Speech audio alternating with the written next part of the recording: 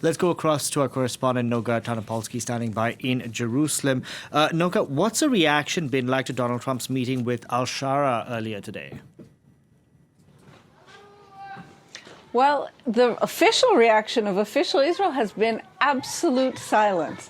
And, you know, it's a remarkable thing. Israel, for its full 77 years, has yearned for acceptance by the Arab world, has yearned to be recognized by Saudi Arabia, by Syria, that is its direct neighbor, with which it had very bloody wars. And here, for the first time, an American president stands up and says, the president of Syria says that he will recognize Israel when things calm down in his country. He was positive about joining the Abraham Accords, and Israeli officialdom is mute, completely silent.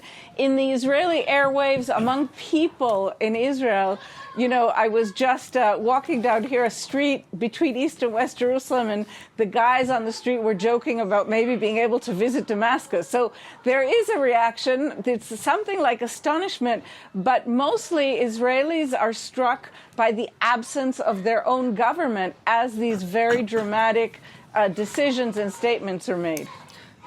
Noga, we have reports that a group of hostage families will be meeting the U.S. president in Doha. What are they hoping to achieve? A possible deal to end the war, bypassing Israel's prime minister? What exactly?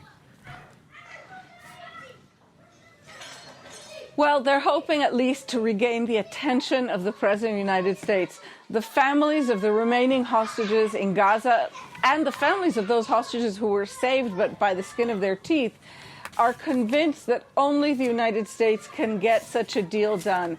A ceasefire, a hostage exchange, something that will save their loved ones. We heard here in Israel, by the way, that one of the very first things Idan Alexander, the hostage who was freed 2 days ago, said to the American envoy Steve Witkoff when he got out was, we have to save Matan.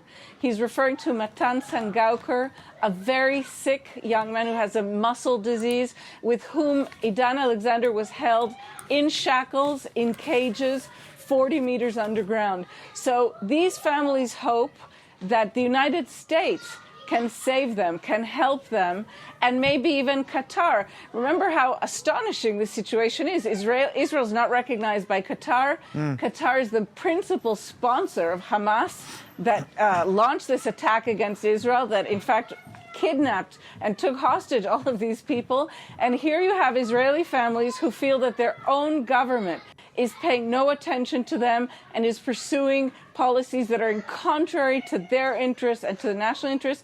They're going abroad to this foreign land to beg those leaders for help. Interesting point there. Noga, we have a report in the New York Times which is reporting that Israeli military officers who monitor humanitarian conditions on the ground in Gaza have warned their commanders that the enclave is in fact on the brink of starvation. This is something that Israeli authorities continue to deny.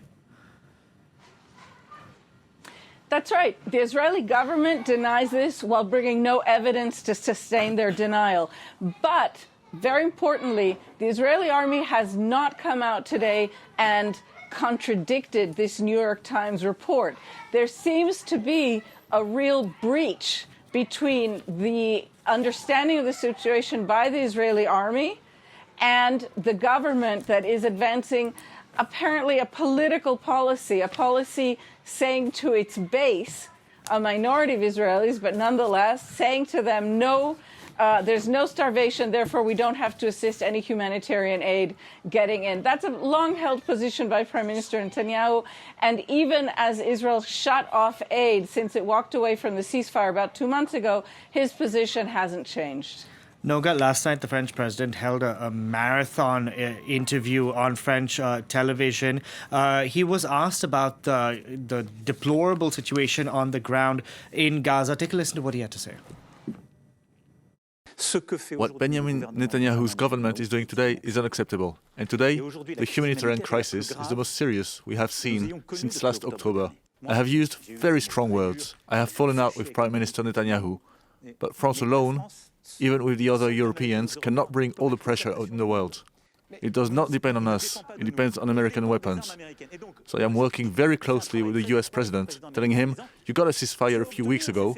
There was a ceasefire for a few weeks at the beginning of the year. It saved a lot of lives. Since the beginning of March, it is terrible. The ceasefire has been broken, but all humanitarian routes have been closed. There you heard the French president calling what's happening in Gaza unacceptable, shameful. What's the reaction been like to that statement? Well, much as Prime Minister Netanyahu seems to have chosen a path that is an alternative path to that the majority of Israelis want, he also is choosing a path that seems to walk away from the international consensus. So I could tell you two things, that he responded to Macron's statement by accusing Macron, quote, of supporting murderous Islamist terrorists, of being on their side. And just a few minutes ago, Netanyahu also let it be known that Israel can go it alone without the United States. This seems to be a statement basically saying that if Trump doesn't want Israel at the table, that Israel will go alone. He said, quote, that Israel can wean itself off U.S. aid. He's saying this, of course, while Israel is waging a multi-front war that is entirely based on U.S. weaponry and U.S. aid.